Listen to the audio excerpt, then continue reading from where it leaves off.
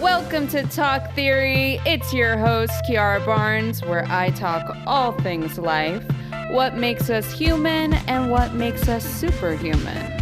Sit back, relax, and join me for a chat.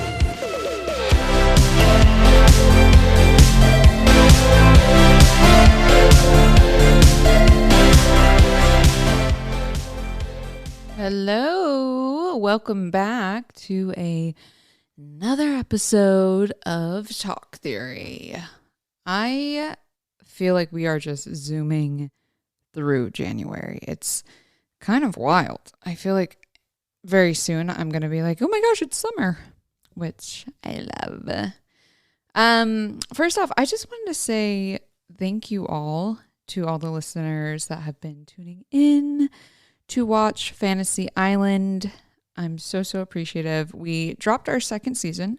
If you're just tuning in, yes, we dropped our second season on Fox, and it is actually airing tonight, folks. 8/7 Central.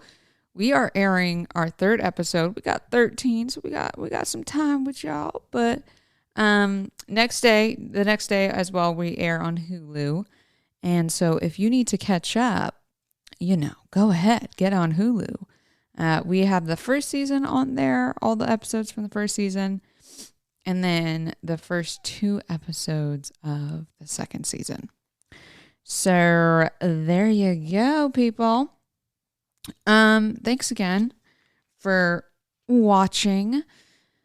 Your viewership, guys, it really, it means more than you'll know, and it's all very, very appreciated. So thank you. All right, let's get into it. My mama actually inspired today's episode, so shout out to mama. Everyone say thank you, Jackie. Jackie. I love doing voices around her. Anyway, I was trying to figure out which topic to discuss for today, and she suggested I start with the one that we're talking about. Now, if you saw the title, you have a pretty good idea. And today we're talking about weathering the storm, persevering even when things look a certain way. I live in Los Angeles, as some of you already know, and we got hit with a pretty big storm for us.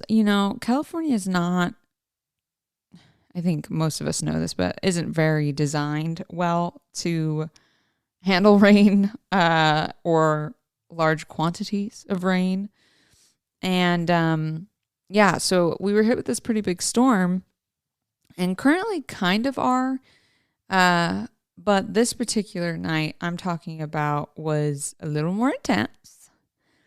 And maybe because it was really the first day/night that we've been experiencing this kind of weather, And to add more context to this story and the overall theme of today's episode of weathering the storm, or weathering a storm, I had currently gone under surgery the day previous, after already being under the day before that.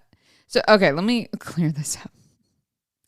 I had a surgery date, did that, and the very next day went back for my post-op visit just to make sure that, everything was okay, and was immediately taken back to surgery because they found a blood pocket expanding. And it is as painful as it sounds and scary as it sounds. Definitely to do like a surgery back to back, seriously.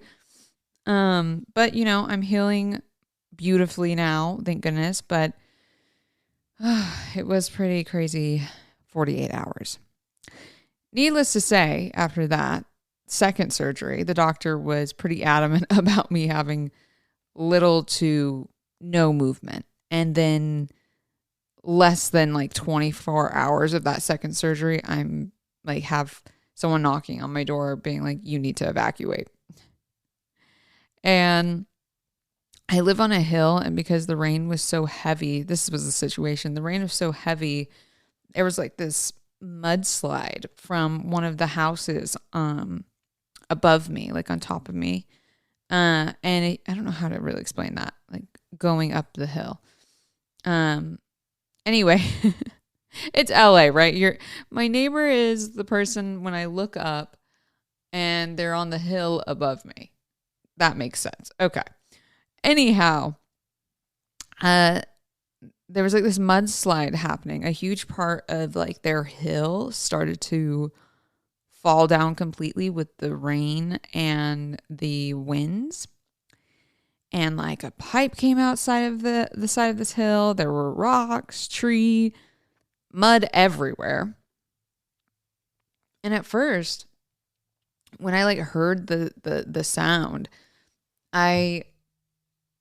me and my dad were, well, everyone in the house, because I was upstairs with my mom and my dad was downstairs, and it just sounded like someone had fallen or whatever. It was really weird. Anyhow, luckily, firefighters came really quick, which was good, but they asked everyone to evacuate because there was like they weren't sure if one of the trees, would come down. And then we have some power lines that are pretty close to these trees. So they were like, let's be on the safe side and get you guys out of here. And double lucky, like I mentioned before, my parents were both in town to help me heal from the surgery. Oh, thank goodness.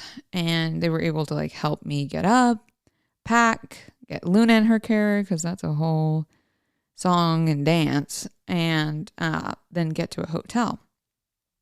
And of course, we're like driving through the crazy rain, trying to find a hotel last minute somewhere.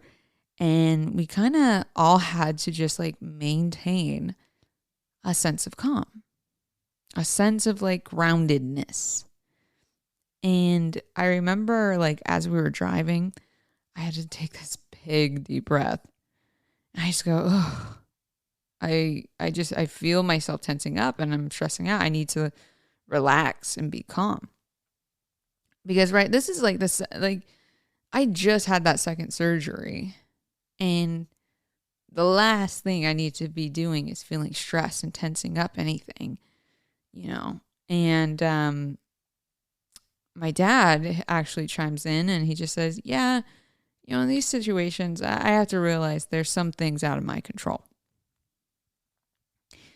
What was in my control? He says, what was in my control was the pace we got out of the house and how quickly we got into the car and away from that area. But once we're out, whatever happens is completely out of my control. There's no sense in me being stressed about the weather because there's nothing I can do to force or change the elements around me, We found shelter. Everyone's in the car. Everyone's safe. That's more than enough for me. Now I can just relax because I'm aware anything else is just completely out of my hands. And it was actually a good reminder, of what it means to weather a storm. So I looked up the meaning as well for the saying weathering a storm or to weather a storm. And I've really been into definitions and breaking things down by what it's actually defined as. I just find words to be so powerful, and especially when you go deeper and deeper with them. So this is what I found with this saying. Google says to deal with. So this is the definition of weathering a storm. It says to deal with a difficult situation without being harmed or damaged too much.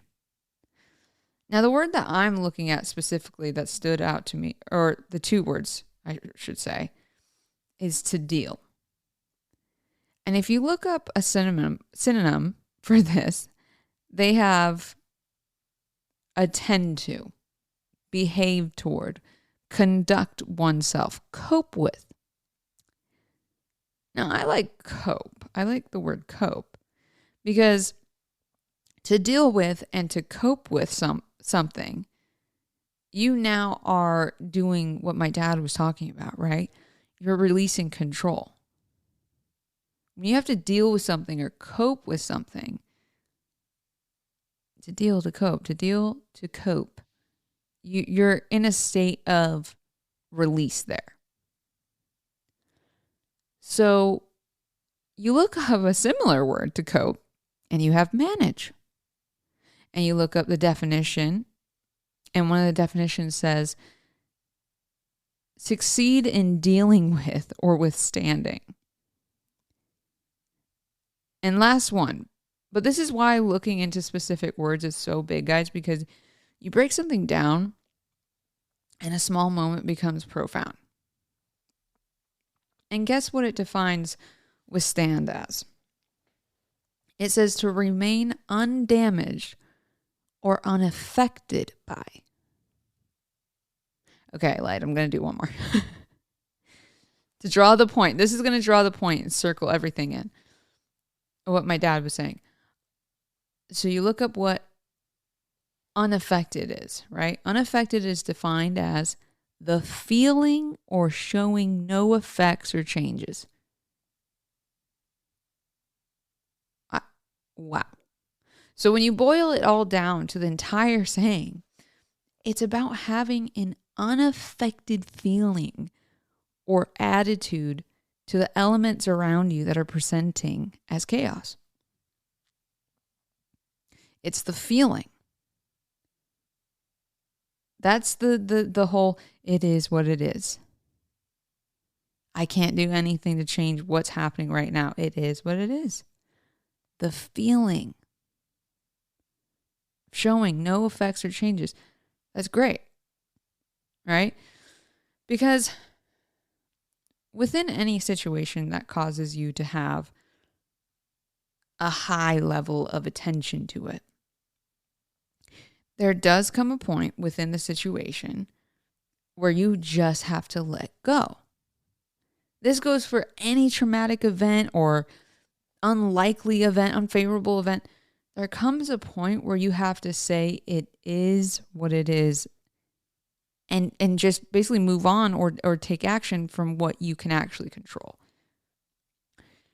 Which in my situation with all this stuff, it was to get up, pack, get out, and find somewhere to stay. Once I did all those things, the rest is, who knows kind of thing. Case in point with the surgery I was talking about earlier. I could not control the fact that the day after surgery, I'd be going under for another surgery to fix the previous surgery. But what I could control was staying calm. Watching a little Netflix to pass the time as they go to the surgery room to set it up.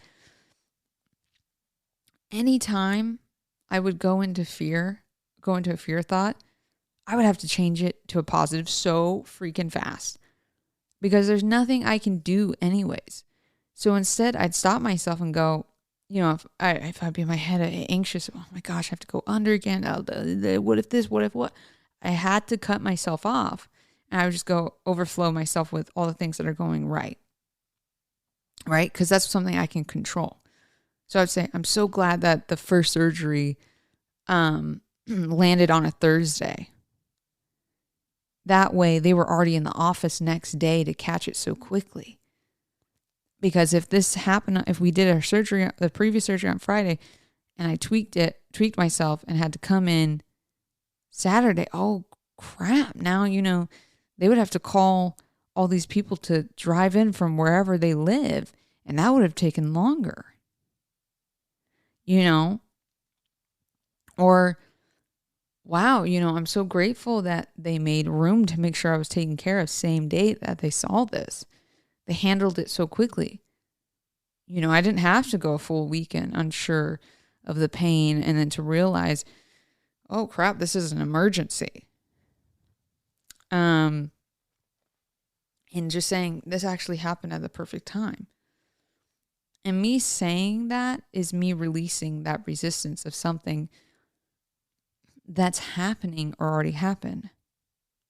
It already is. I'm in the situation, right? So me getting into a huff about it happening doesn't change the fact that it's happening or happened. You get me? All in all, when the storm comes, it also passes.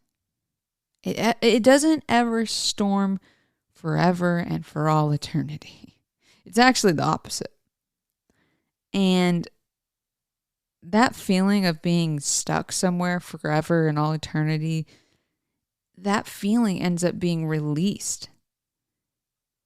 And the time passes much faster because you're not in a feeling of force or such heavy resistance. So now things don't actually feel as painfully long. That moment actually passes much faster. Haven't you heard the saying, time flies when you're having fun? It's exactly that. It's exactly that. Wow. This was a great episode. Thanks, Mom. Shout out to Jackie. Shout out. Oh my gosh. This week's theory is this. Even feeling a moment of peace amongst the chaos, we can be released of all of the stress. Even feeling a moment of peace amongst the chaos, we can be released of all stress. I like that. That's more cleaner. Of all stress. Even feeling a moment of peace amongst the chaos, we can be released of all stress. Yeah. I like it. I like that version. I just kind of cleaned that up. Meaning, the more and more you gravitate to more peace, least resistance, the need to fight, the more and more at peace you become because you aren't responding to things that are just out of your control. You're simply just existing. There's no force. There's no try. It's just, you're kind of just living and it's much more relaxed. Okay. Interesting stuff, folks. This was a nice episode. I liked it. All right. I will see you all next Monday. And I'll definitely be seeing you tonight, 8 to 7 Central on Fox. All new episode of Fantasy Island. Next day on Hulu. Okay. Love you. Bye.